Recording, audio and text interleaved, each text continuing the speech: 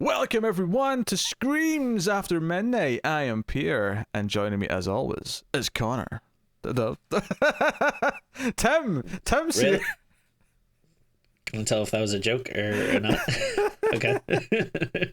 Let's go with intentional joke. Yes, it was an intentional Okay. joke to poke fun at you. That's all. All right. Fair. Yes, I'm not going delusional. I'm not saying the wrong names by accident. This is a horror movie podcast. We get together, we talk about horror films we've watched. That's quite that simple. We just had Werewolf Month, but we're kind of spilling it over a little bit into May here because we're going to talk about another werewolf movie because we wanted to tackle some 2020 movies that we felt were worth going back and checking out. By the time you're seeing this, obviously it's May, so it's a bit, but this is actually just the start of January for us recording, so we're kind of still in 2020 catch-up mode. So we're looking today at The Wolf of Snow Hollow, which is the last film starring Robert Forster, because he passed away not long after making this. He's an actor I like quite a bit. I just watched Jackie Brown again just before Christmas, so Oh, nice. which is one of his big movies, one of his big roles. But He's this great, is written, directed, and starring Jim Cummins as the son of the sheriff, played by Robert Forster, who is basically acting sheriff because Robert Forster's getting old and can't really quite handle the job anymore. And there is some murders that seem to be werewolf-esque in nature happening around their town of Snow Hollow, and he is this alcoholic cop trying to keep himself together and solve the crimes. He's been sober for 3 years, it's worth mentioning. He's not like, the movie starts with him in a meeting talking about his current status. But that is the basic gist of the film. It is definitely horror and comedy. There's a lot of funny stuff here. And I think the first thing I'll say is that there's some warning signs almost here. And I think even Jim Cummings would understand why I think this is a warning sign, that I see his name as writer, director, and star, because when I see that, I immediately think of, I don't know, The Room. I think of Neil Breen. I think of these other people who write, direct, and put themselves in movies as the lead stars, and I'm like, oh, is it going to be one of these? Is it going to be this weird, egotistical auteur, faux movie? So, but without further ado, I'll ask Tim his basic opinion. What do you think of The Wolf of Snow Hollow? I don't know why that sounds insulting. Like my opinion is basic. I don't know. Like, what are you trying to get at? Meaning that we'll expand upon it through conversation later. I just want a gist of how you feel. The basic opinion. Okay. That's not. All right. Well, you never say it like that. I don't know. For some reason, I take offense well, to I it. also called you Connor this episode, so clearly my head's not screwed on straight. Dear Lord. All right. So I freaking love this movie. I thought it was fantastic. I mean, God, it's refreshing to watch a comedy that's actually funny. I couldn't believe it. I was like, oh my God, I can't believe I'm laughing at this movie. This is great. It's not just like a bunch of, like stupid people trying to talk like they're online, yeah, I don't know. I feel like so much like horror comedy is always like a very like, there's a lot of times it's very like meta and winky, and there's like a lot of like youthfulness to it, like where like characters will be going like, OMG, I am like #scared AF or whatever. Like, I don't know, and that comedy just doesn't really work for me. I think this was like genuinely funny. Maybe I just appreciate comedy more that is about like a man breaking down, because you can relate to it as someone who's broken down multiple times throughout his life. Yeah.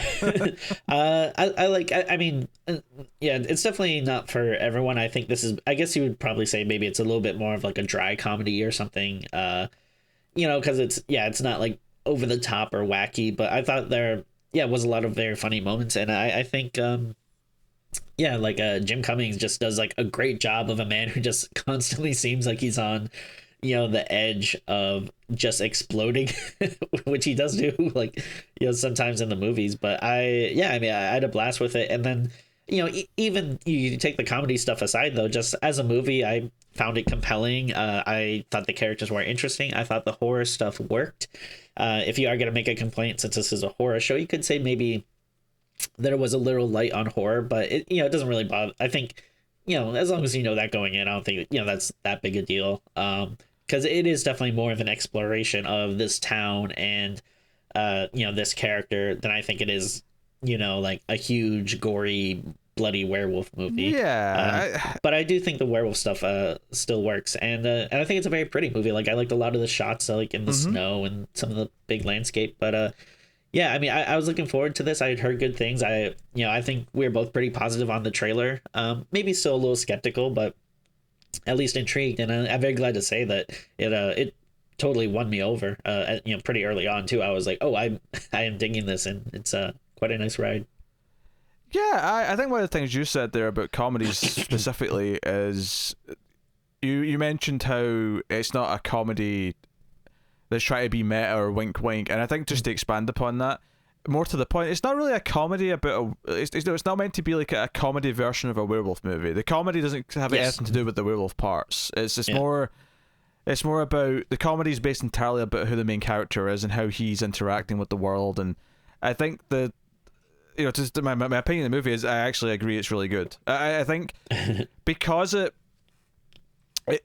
everything about it from the movie, by the time I got to the ending, I kind of realized what it was doing, what the metaphor was, how it was relating to the main character, what he was going through, and why the whole story of the werewolf and his, because one of the jokes of the movie, and this was in the trailer, is that everyone else in the town almost immediately says, oh, it's a werewolf, and he's the one guy saying, no, there's no such thing as werewolves. Like, we're going to solve this. Because one of the lines in the trailer that is a kind of a funny line is when he says, no, it's a man, and I'm going to find him, and I'm going to bring him to justice.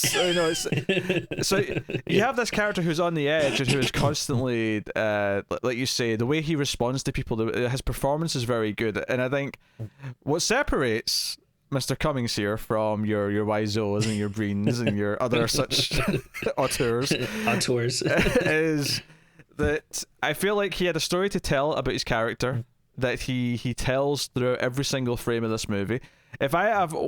Honestly, I agree the movie looks really nice as well. The only critique I have is, and this is a really weird one, but for some reason in the opening titles, I felt like it was fading between locations far too quickly. It was just like going Interesting. Okay. As soon as I got a gist of what the image I was looking at, it was faded into something else. I was like, all right, slow it down. Let me absorb the images a little bit. But that's basically where my complaints from a directorial point of view end, because from there I found everything with the main character of I think his name's John Marshall, if I remember correctly. Yes, everything with him and the way he interacts with people. Right from the opening scene, where I'll try and keep the specifics to a low till we get to spoilers, because we'll warn you, of course, before we get to spoilers. But in the opening scenes of his character, when he's at an AA meeting and he's talking about being focused, as he's talking about how it's important to be focused and that's how you beat addiction, he's literally starting to lose focus because he's hearing things in the corner.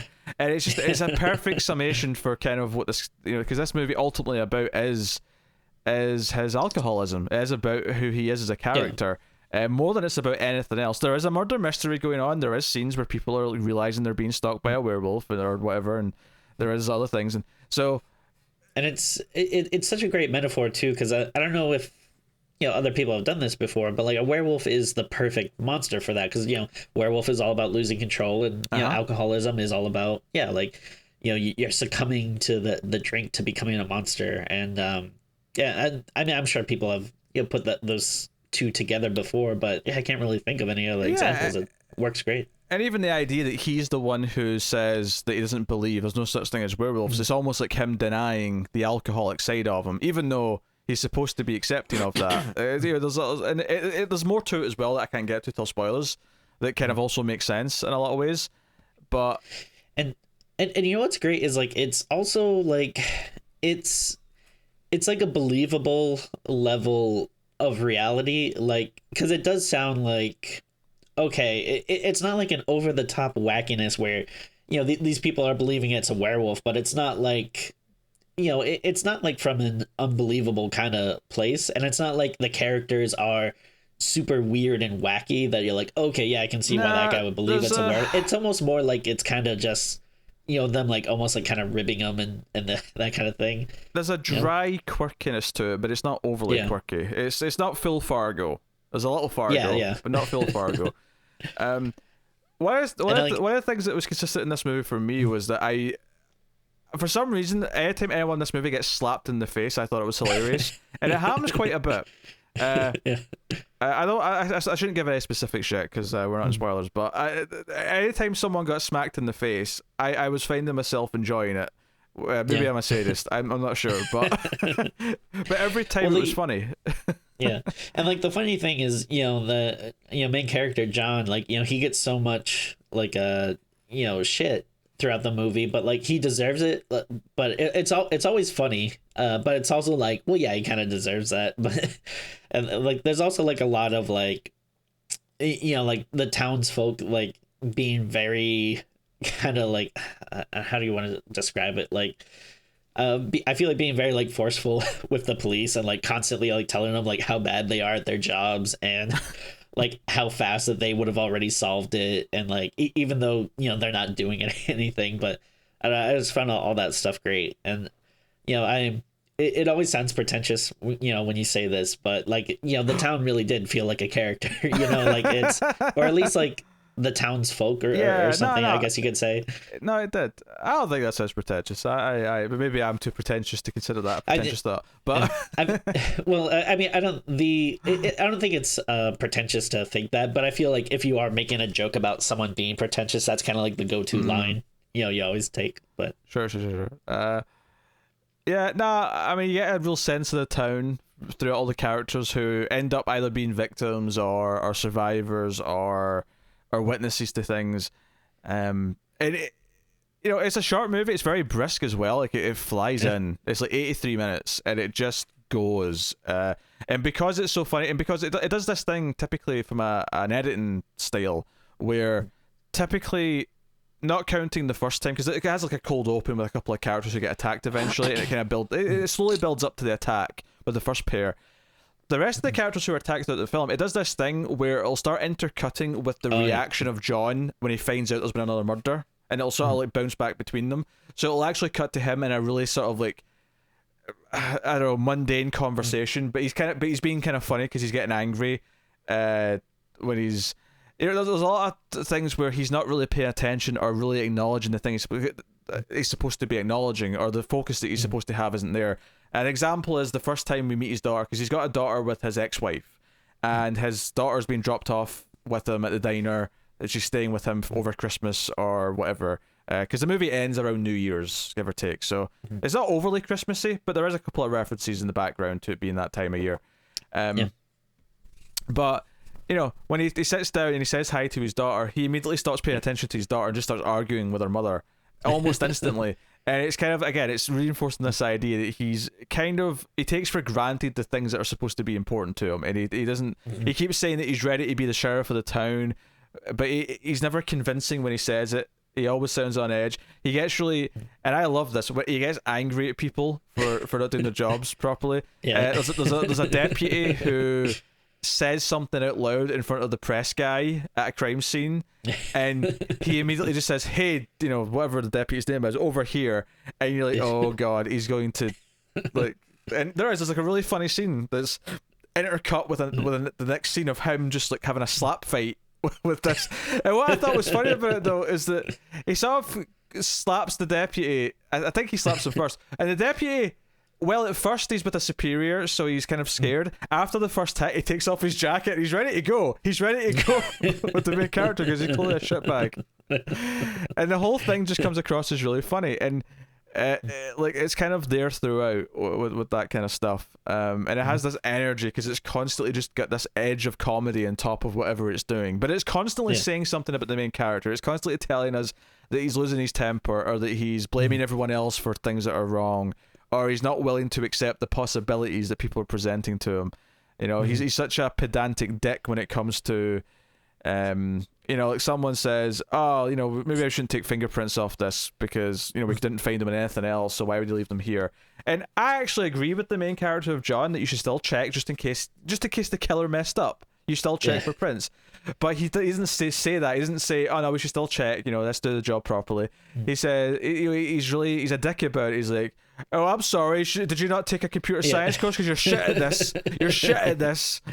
I think, I think at some point he's like, "Do you have something else to do today? Like, what are you doing? Like, this is your job. Do your job." Yeah, but he's always entertaining, and I think that's the thing we need to make clear here: is no matter how much of a dick he's being, he's always entertaining to watch. He's a very lovable asshole. Throughout this, well, maybe not lovable, but he's entertaining to watch at the very least. Maybe the lovable is not the right term. Yeah, it's kind of a hard balance. Like it's it's something like It's Always Sunny kind of does it to perfection, where it's like, wow, these are horrible people, but you just love watching them. And I think that is sometimes a hard thing to pull off. Like, some movies just have these people that are like, I don't like this person, this is entertaining, but it's like, yeah, he's obviously like a horrible person, but you do feel very captivated by him, like anytime he's on screen. And I like that, it's he does yell quite a bit, but it's not like his character is constantly yelling. Like, I like when he does the, sometimes when he's just doing like the more subtle, like, okay, I'm trying to maintain my cool, and like, being like just a little more calmer. One of the little things that I like that he does this thing where he kind of refocuses himself in the middle of a sentence. Yes. Yeah, where he'll sort of realize something someone's just said, and he'll kind of be like, wait, what was that?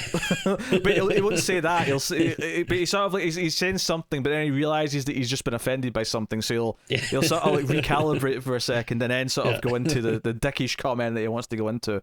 So it's very it's funny because this will not be in order. We just recorded a review for something else you'll get in a week or two, but I think it's worth mentioning one of the things we were talking about in that movie is how so many movies that come out now are dull or lack a vision or character.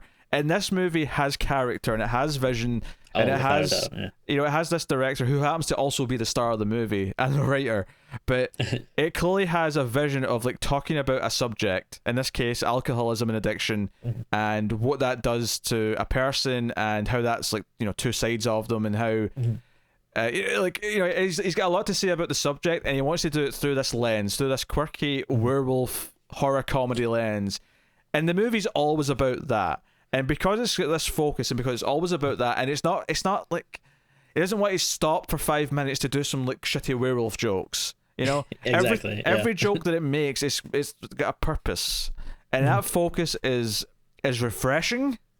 You're refreshed because it's actually funny, which I agree is refreshing because a lot of comedies aren't these days. But it's refreshing because everything, all the humor has a purpose, and that is worth so much. So. Yeah. Because of that, and then because we're also talking about werewolves, and we're talking about werewolf attacks, and we have some scenes where people are in cars, and there's it looks like a werewolf's like up against the side of the car, and they're freaking out, and there's these moments, like those moments work. He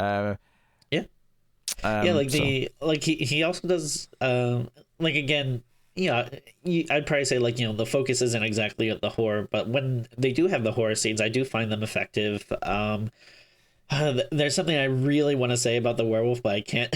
You can't, without going into spoilers. But but I mean, I do like that stuff. And then there's also some like emotional stuff too that I think genuinely works. Like when the Robert Forster's character, is like having health troubles. Like that stuff is actually like pretty affecting. And I think that has a kind of extra layer because he did pass away.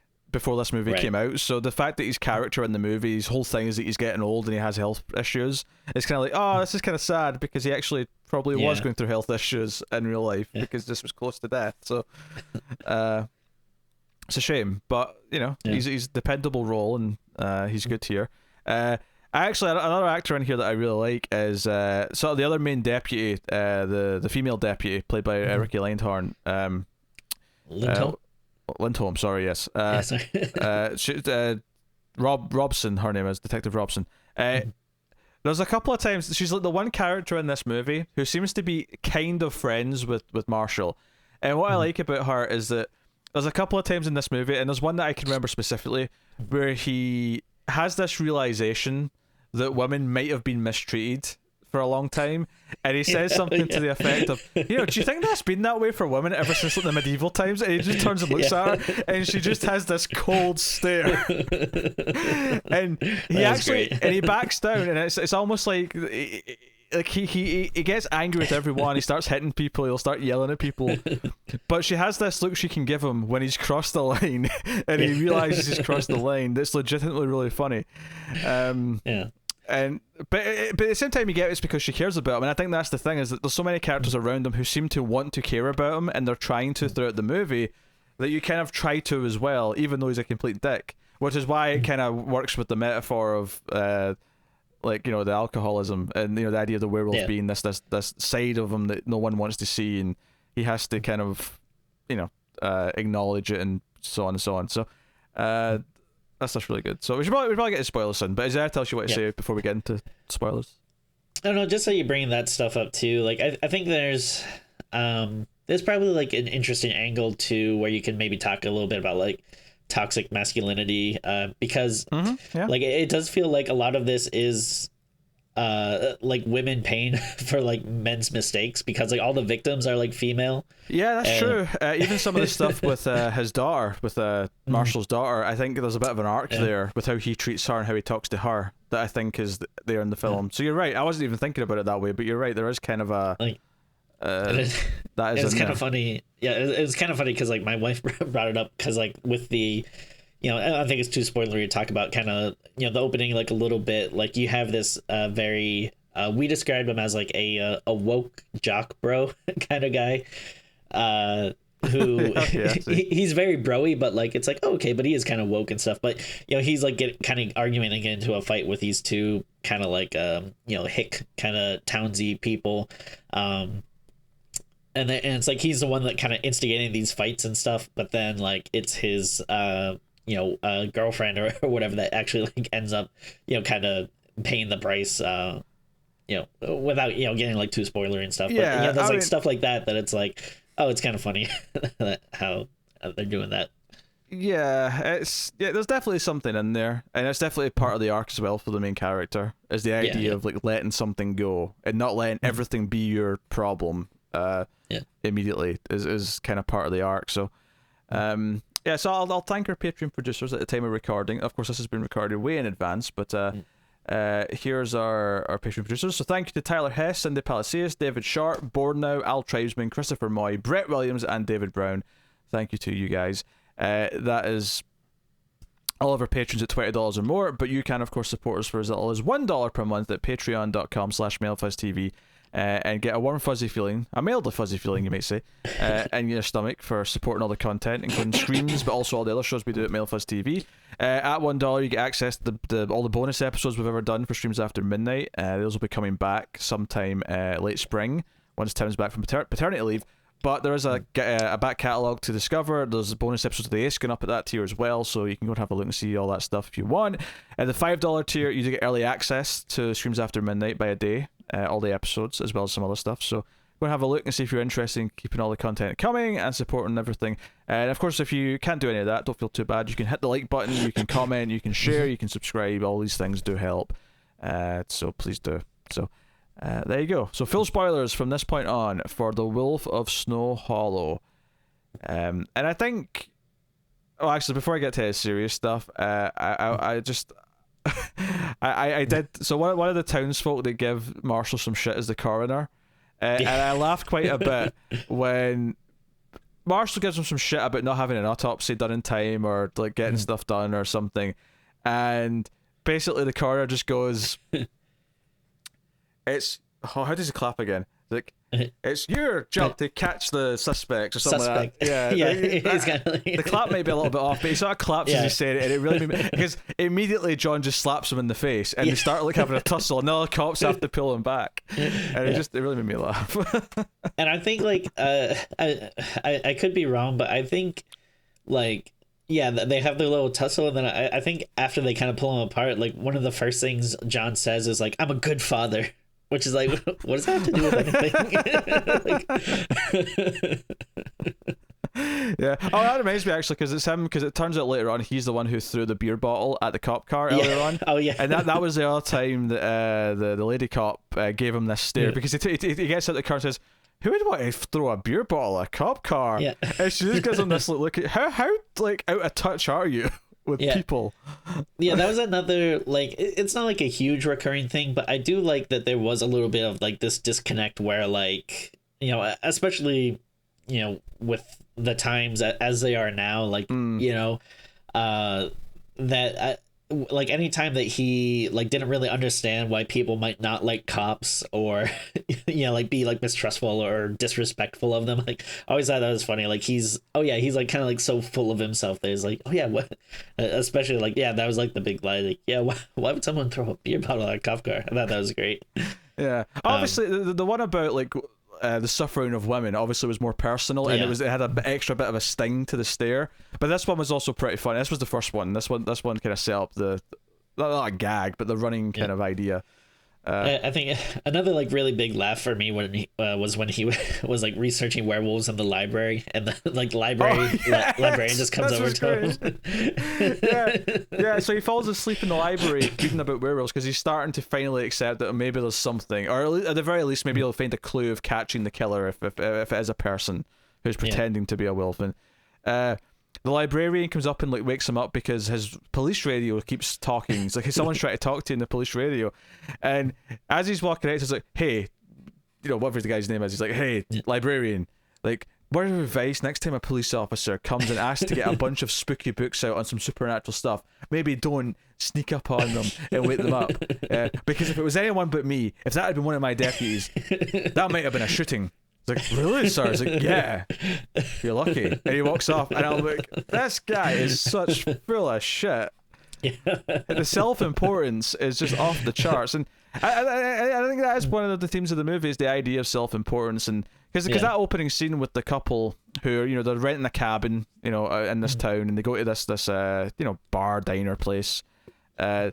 And he speaks up. He starts arguing with this guy who's leaving because he hears a homophobic slur on their way out. And he turns around and like has to say, "Hey, buddy, you can't." And the girlfriend's like, "Oh, just leave it. This, calm down. We're not involved. It's it's obviously shitty, but it's just a couple of random rough guys. Like, what's the point of picking a fight here? You're not really going to achieve anything." Like, it'd be different if they were picking on someone or something, and there was like a reason to step in. But they're just being assholes talking to each other. Yeah, and also they're in a restaurant, like, because one of the first things he says is like, hey, you guys mind keeping it down? Which is just like, well, you're at a restaurant, like, people are gonna talk at a restaurant. Yeah. Like... I mean, I think where your wife's analysis falls apart a bit here is that I don't think her killing has anything to do with well, right, yeah. At first you're thinking it's retaliation for this, that these assholes came and did something, but no, it's just, it's a separate thing. It's just the werewolf. Quotation marks. It's actually kind of funny that we extended Werewolf Month by a week so we could do this movie, but it turns out that it's technically not a werewolf movie. So here was something that I was gonna say, but I didn't want to, until we're in spoilers. Yeah, but, we're spoilers. Let it fly. Let it go. So, as like sometimes when we're watching these movies, like sometimes I'll start to like form thoughts in my head that I'm like, oh, okay, I want to bring this up on the show or that whatever. Must be a new experience for you, Tim. But so when they like those first couple of scenes where we see the werewolf, I was like, I started going like, wow, this is like one of the best werewolf suits we've seen in a werewolf movie in a long time. And like I was thinking like, I can't wait to bring up on the show like how refreshing it is to have a werewolf movie where the werewolf suit actually looks good, but then it doesn't even end up being an actual werewolf. It turns out to be a guy in a suit, just a creepy serial killer in a suit who's got like a weird fetish or something. I mean, it's shot well. I think that's the big thing, is that it's kept out of focus, it's in the background, or it's quick cuts. Like, it's how you should suit a crappy werewolf suit, which, I mean, it never looks crappy in this because we never get a chance to see it look crappy, which is the thing. Because even at the end, when we see the guy running about with it on, he's not had time to put the head on, so he's just running around in the body part, so it's kind of like whatever.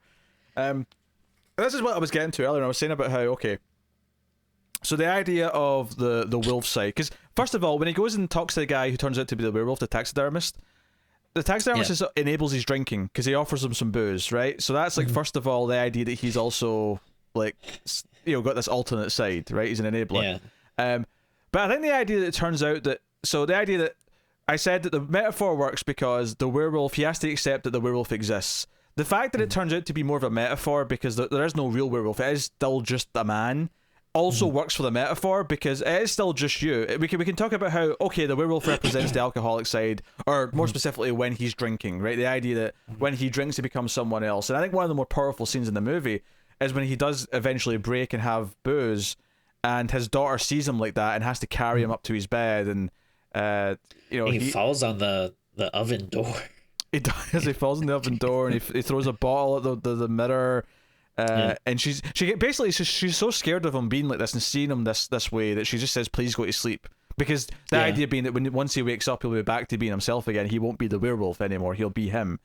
And I think using that as the metaphor here, and as it was clicking in the final act, that's really what the movie was doing, is that everything's about the fact that his alcohol side is the werewolf, and he has to accept that it exists, and he has to sort of acknowledge it and keep control of it. Like really worked for me.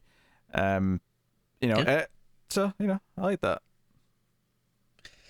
Yeah, no, I totally agree. It's again, it's like a very I don't think I like realize right off the bat, but yeah, at some point in the movie I kind of like flip my switch of like, oh, I get what they're doing, and it's like, oh yeah, no, this works great. Yeah, I think it was as the daughter stuff was coming more into it, because he was more and more doing things throughout the movie that were questionable, and there's obviously the big scene where like the daughter. In fact, one of the funny scenes actually is one of the first times he speaks to the daughter when she's at his place. Is he comes in and says, "Hey, honey, no big deal, but do you still have that pepper spray that I bought you?" And she's trying to look for it throughout the drawer, and she's not quite finding it. And he's like, "It's not a big deal, seriously. There's nothing to worry about, honey. But find it and keep it on you at all times. Promise me you'll do that." Which really made me laugh. I think like even earlier on too, like when they're at the diner with the ex-wife and stuff, I think he even does like say something like, "Oh no, like you wanted to stay with me? Like it's dangerous. There's a serial killer out here. I mean, don't get me wrong. I'm gonna catch him. Obviously, I'm gonna protect her. But I don't know. Do you want her?" Like, it's I love that idea of like. Once it clicks later on what they're doing with the metaphor, it does sound like an alcoholic talking about how. That's like, true, yeah. Don't worry, don't worry. Like they'll be fine. I won't drink. Obviously, I'm going to be fine and not drink. But yes, I'm an alcoholic, and it does kind of sound like an alcoholic justifying things, or even like someone who's drunk, kind of talking in some ways. So, not that he's drunk at that point. He very specifically breaks down and drinks. Part way into the movie when stuff goes down, and there's been more killings and stuff. But no, there's a scene where she goes to meet a boyfriend. And they're in a car, and there's already been like 3 or 4 murders by this point.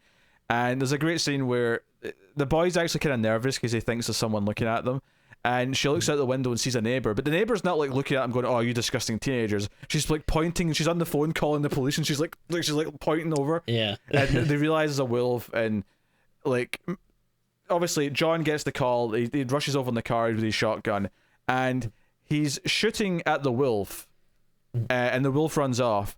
And then you just hear "Dad," and he just freezes because he hears the word "Dad." And I think this is why the metaphor works so well, is because this is the idea that like his daughter and his police work aren't supposed to mix, right? The idea, and this works in a literal sense. Yes, obviously, as a father, you wouldn't want your teenage daughter to show up in the middle of a crime scene where you're actively shooting a suspect, right? Right. That's obviously something you don't want them to be there. But his reaction, like he's being caught in the midst of like what he does, it's almost like his police work has become his new alcohol.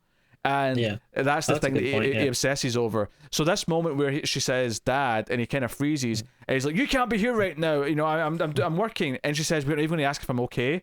So again, think about someone who's drunk, who's an alcoholic, who isn't going to ask about your well-being, who does seem to forget about normal things they're supposed to do, and doesn't like, concern themselves with things. And this is actually, even though it's like a really well done scene from like a serious point of view, it is still quite funny.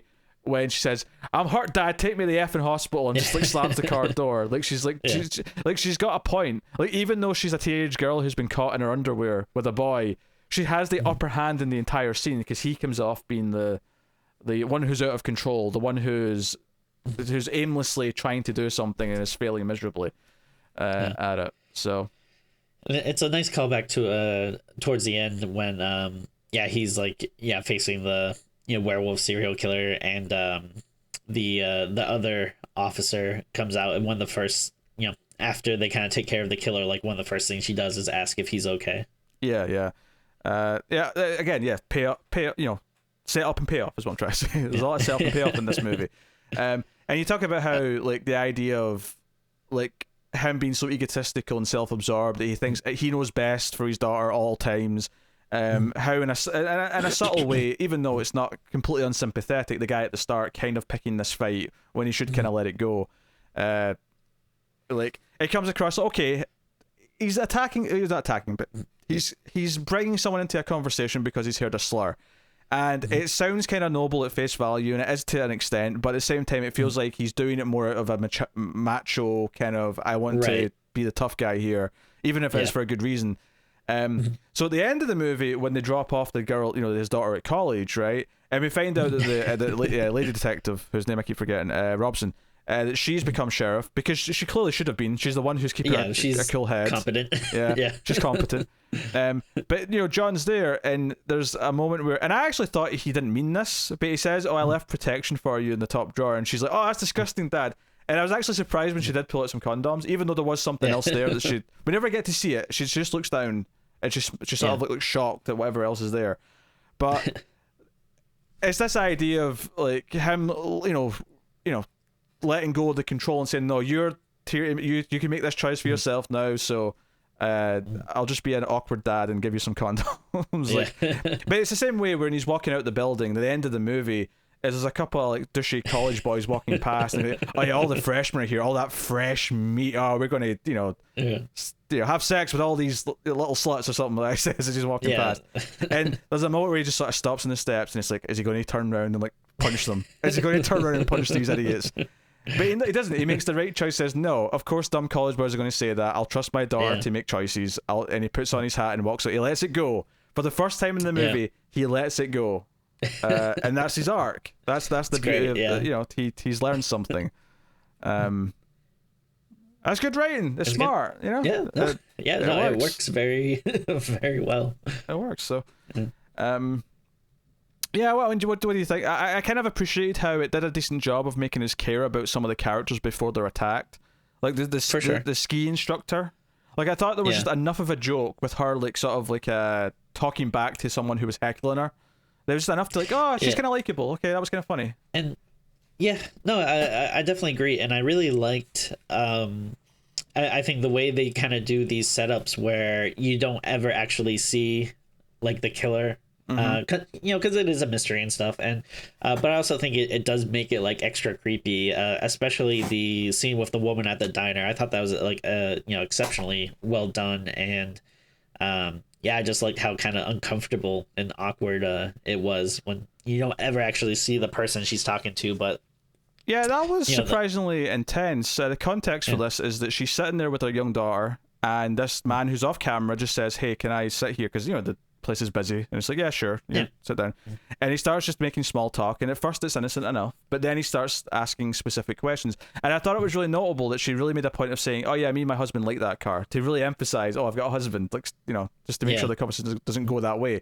But then he starts saying like, oh yeah, the blue car's yours, right? I was like, oh, that's a bit creepy, why does he know what car it is? And he starts asking these questions, and she goes up to the counter and asks to like speak to the police and stuff.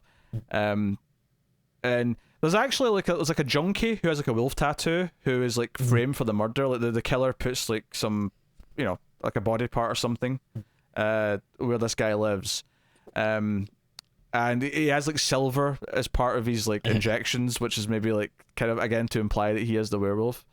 And I like when like so he basically like ODs, but they kind of pin it on him, and I like just how everyone is like, oh well, obviously it was him. Like, how could you miss that? Like, again, just like berating the cops. Like, yeah, but to be fair, it turns out that John, in some capacity, was right, and I think that's why the metaphor works, is because there is like just a person behind it all as well. But he does kind of figure things out. As does Robson. Robson kind of like it's like the bit of evidence that was left with the survivor from the first crime kind of makes her realize who the killer is, and she's sort of rushing over. And it's really well shot, because as he's running from the killer, and then like she like shoots him, and all the fireworks for New Year's are going off because it's like New Year's Eve. So it's very pretty because you've got all the bright colors hitting the snow in the dark. It visually is interesting, I thought. Yeah, I thought it was.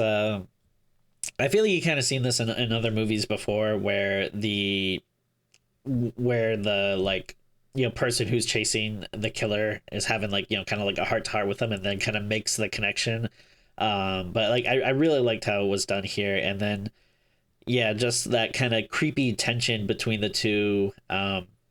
Because the guy who he's like a taxidermist, the you know who the guy that ends up being the killer, and yeah, he's like so tall, but you never really see it before, and Actually, just when he has that kind of realization where he's like, "Can you stand up?" yeah, I was going to say that is Like- a genuinely creepy moment. I think the performance from the guy playing the Yeah. taxidermist is really good because he just kind of like Very his good, yeah. face goes very serious as he starts because he's sort of looking through the door because he's holding the door just slightly ajar at his front door, and he just kind of rises up, you know, from behind the door frame, and it's actually very effective. He's like 7'5" or something stupid like that. He's like Yeah. he's like huge, but then, lanky, like, you know. Yeah, and then I kind of love the reaction on like John's face when you can tell he's like made the connection, but I don't know. There's also like it kind of seems like there's a reaction too where it's like, oh crap, like I gotta face this guy now, like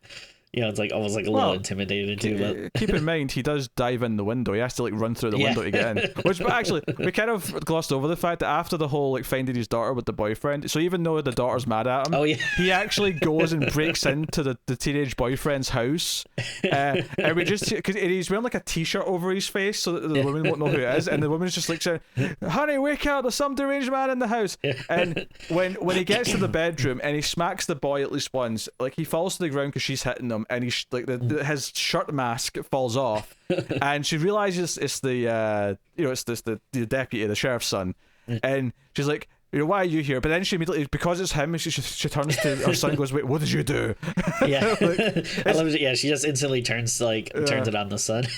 Like, she's clearly not happy about this guy entering her house. He's still in the wrong, but clearly he's done something to really upset this Yeah. cop. So And it's very funny when they both get I forget, does the mom pepper spray him, yeah, or it's does the mom. he? Yeah. Because he's holding the son and she pepper sprays both of them because they're both facing the same way, and then John goes to the fridge and pours milk all over his face. So when he goes to the hospital to visit his daughter, his eyes are all red. Which I didn't realize that's what you should do with pepper spray, but I guess it the milk cancels it out or something. I don't know if it's. I mean, I don't know if it's specifically milk or just anything cold will do.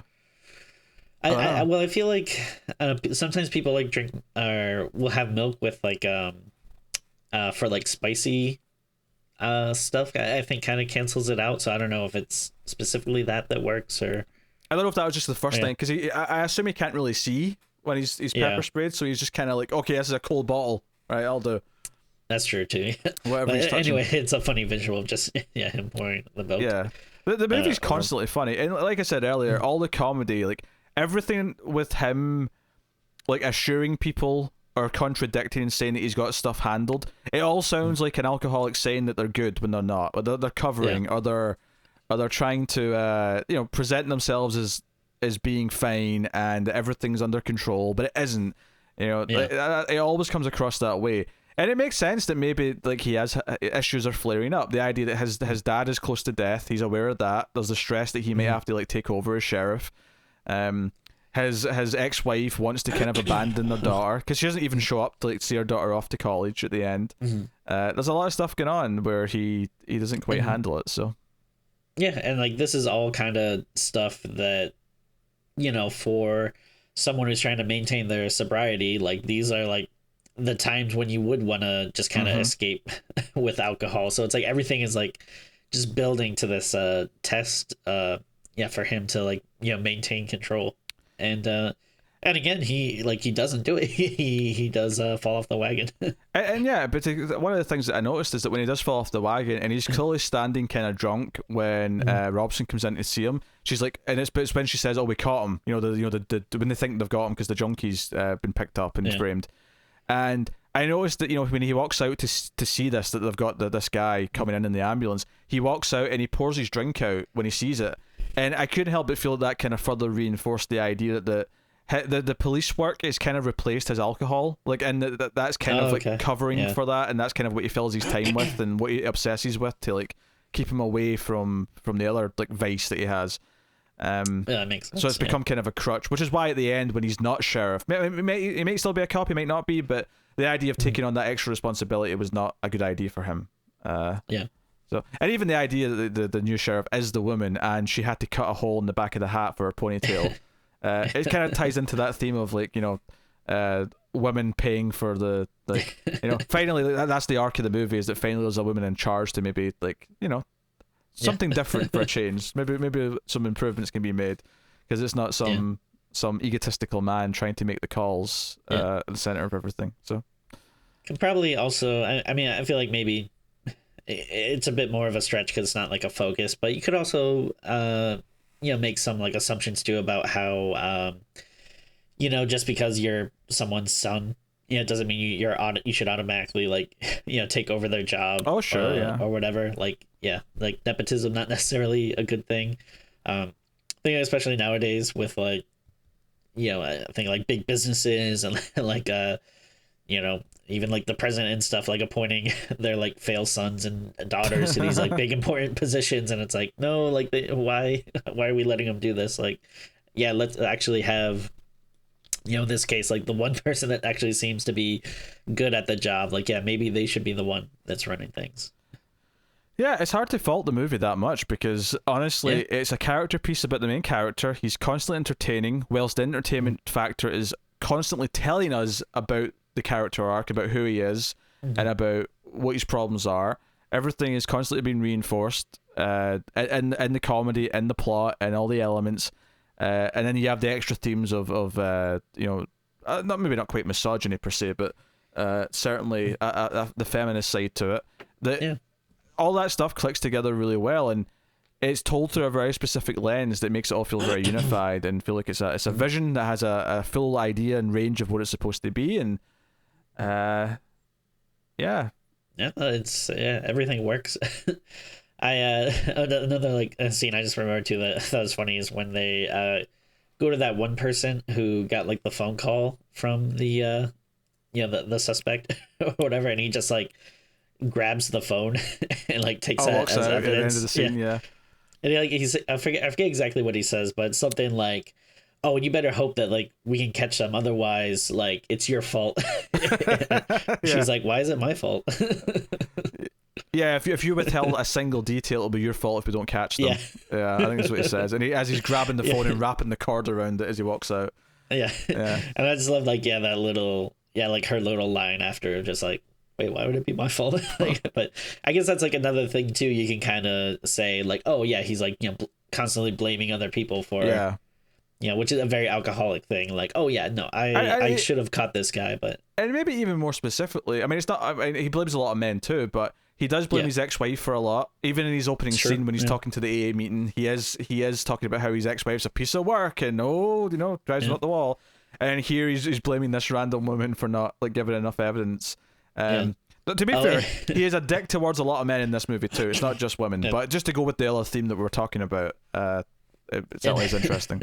And speaking of evidence too, I like the scenes when he has to like bring back the evidence to the like survivors, which is just like funny. Like it's like sad, but like also like kind of funny. Like the one lady for the the woman that was at the restaurant that unfortunately she died along with her child as well, and then he has to bring the stuff back to, I guess, like the remaining relative, and you just see her like spit in his face, which like shouldn't really be that funny, except for like his reaction is so like afterwards, where he's just like so like gross and like spitting out, like it's so funny. Yeah, and because even that little montage, because that's right towards the end before because it's when he's bringing back evidence to the taxidermist that he sort of clicks that that he's the killer, but like it's like a sobering up montage, which is why it's kind of sad when he accepts the drink when the guy offers, do you want something else in that drink, but he never takes a sip. It's notable that he never actually takes a sip of it. So the temptation is there, and it's when he chooses not to give in to it that he then solves the crime and saves the day, which is a movie thing, but it works for everything that the movie's doing. Totally. So no, it's a real movie, Tim. It's a real movie with good, strong characters and a story and a point and a message, and it tells it through every scene.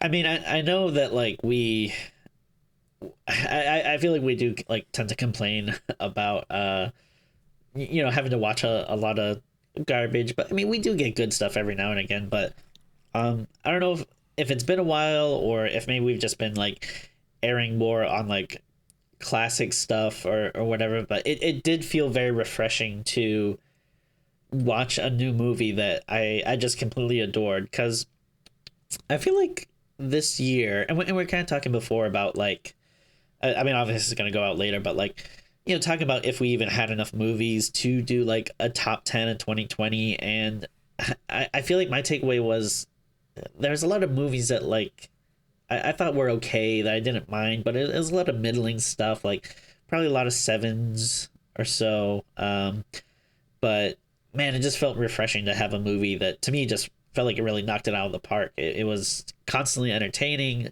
It looked great. It had good horror sequences, very entertaining characters. Like you said, it's about something. Like, it's like, oh yeah, you can actually, it's not just like oh hey, we have like a very strong concept that we're just gonna, have go along for the ride. It's like, oh no, this is both funny but also like actually saying something about the characters throughout the whole thing. And yeah, no, it was very happy with that. Yeah, I actually just looked up the director because I'm like, now I've seen this, I'm kind of interested, and he's done he's done a lot of shorts, but the one feature length he did before this, which I think I saw a trailer for and thought it looked good. It was called Thunder Road. It's not a horror movie. Okay. A police officer faces personal meltdown following a divorce and the death of his mother. I remember the trailer for this, I think, just from the poster here. I think I remember seeing a trailer. This came out in 2018. I may have to track this down and watch it now. I'd be interested in that. It is kind of funny because the premise does sound kind of similar. Like, another policeman break it down. But without a werewolf this time, though. Yeah. No so, I may have to track that down because this was really good. So. Yeah, no, I would. I mean, yeah, I don't know if he's interested in doing other horror, but I mean, this is just, I like this so much that anything he does is going to be on my radar now. Like, it will at least be worth checking out, Yeah, he's co-directing something called The Beta Test. It sounds like a thriller. Interesting. But we'll see. I assume there might be some comedy, though, given that both of his movies seem to have a lot of comedy in them. Yeah. So it would make sense that might continue. But I think he does star in Thunder Road too. It looks like him in the poster. Let me just double check that. Yeah, he's the lead. Which honestly is just as big a selling point as his direction, because I think he is totally, yeah. His performance in this is one of the reasons why it is so good. So.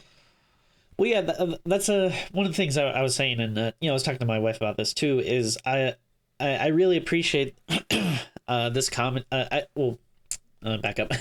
I feel like one of the reasons why this works is because the comedy is like a little bit more subtle. Not to the point where it's like you would miss it if you're not, like paying attention or something. But it's just, this would be such a different movie if you had like Will Ferrell as the cop, Oh God!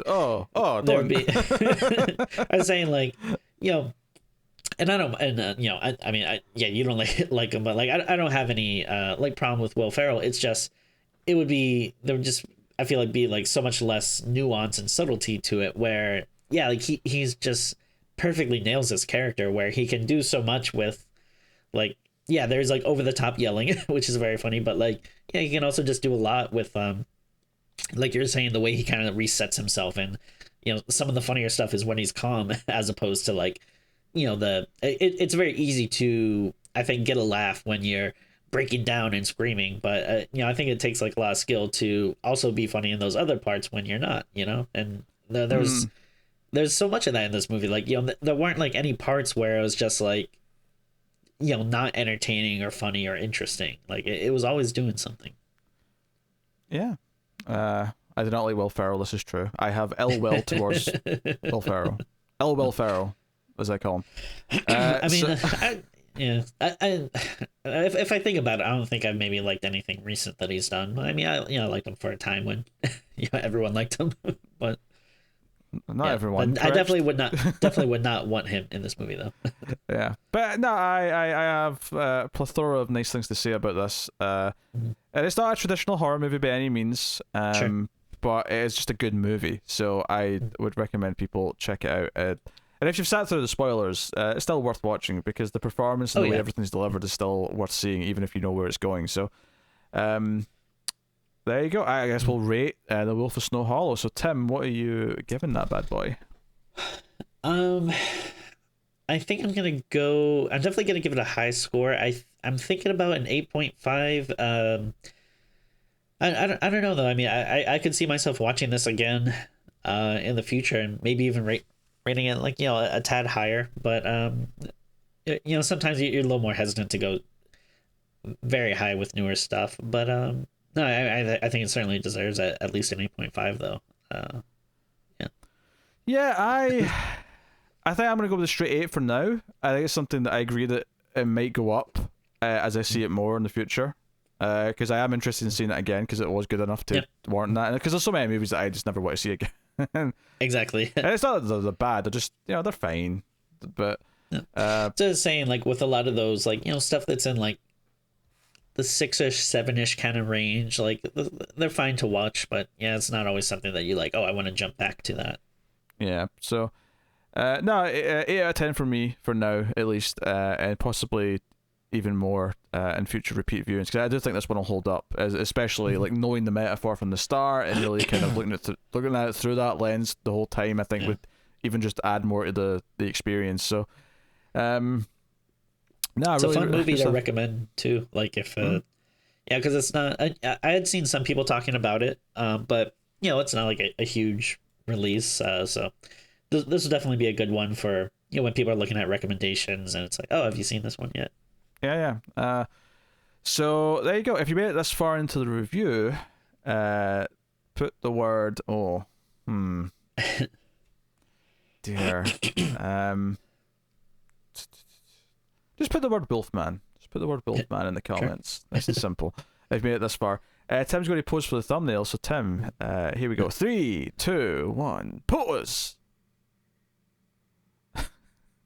Why are you doing the sexy shush? That's a good question. I don't know. For everyone who's listening to the audio, that was a sexy shush. So I think it was a normal shush that you just thought was sexy, but that was a sexy shush. I don't want a sexy shush, but actually a sexy shush. Sexy shush. Reviews on IMDb from the users do seem mostly favourable. There's a couple of 2 out of 10s though. I can only this one says bad acting, especially Jim Cummings. The hell? Which I can't feel like I disagree more with a person than that. So how it's do like you? It feels like that person probably they like just totally missed the point of the movie.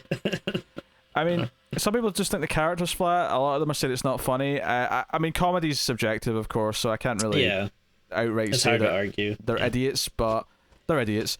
I think I do think the trailer for this I think is a good judgment if you're gonna like it or not, because I feel like the trailer represents the movie really well. Is there like vacuuming going on in the background or something? What's this noise? That's my the what do you call it, the litter box turned on. Okay, all right. It has it got one of those fancy schmancy self-cleaning ones that don't really work. It's become self-aware. Yeah. It's uprising. What you say, Tim? About comedy? Oh no. Stuff. No, I was just saying. I think the trailer for this is like a good measuring stick if you're gonna like it, because I think it represents the movie pretty well. If you watch the trailer and think it looks intriguing and the jokes in the trailer work for you, then you probably like the movie, I would say. Yeah. If you like the trailer, I think you'll like the movie. I think that's a fair statement. So yeah, there you go. It sounds like kind of an obvious thing, but it's not always. It's not. the case. It's not always true. It really isn't. Yeah. So yeah, really good movie. It's nice to have a really positive one for a change. So there you go. Excellent little movie. Check out The Wolf of Snow Hollow if you haven't. Of course, we mentioned Patreon earlier. Patreon.com/MailFuzzTV, and liking and subscribing and commenting. All those things do help. So please go do that. Also follow us on Twitter at Screams Midnight for updates and shenanigans and whatever stupid stuff Tim says on there occasionally. With his leprechaun and pro boy agenda, which I can't support in any way, shape, or form. But that nothing is wrong with agendas. That's us. And I think we decided this in an episode you're not going to see until after this one, but the first episode we record back after Tim's paternity leave will be Leprechaun Back to the Hood, or Back in the Hood, whatever it's called. The next stupid Back to Leprechaun movie. The Hood, the THA Hood. Da Hood, not Da Hood. Da Hood. Yeah. Okay, just so we're on the same page here. So that'll be when you know that he's back and recording episodes again. That'll be the first one back. It might be the Hood. I forget. I don't know if people want to correct me. Oh, now he doesn't know. He's a fake fan. He's a fake fan. He's not into Leprechaun movies. He's claimed he has been all this time. He wears his sexy leprechaun outfit at Halloween to pretend he's into Leprechaun. Oh, poser. A fake lep fan. Okay. But yeah, that is us. So thank you once again for joining us. We always appreciate it. Keep watching scary movies, and we will see you next time.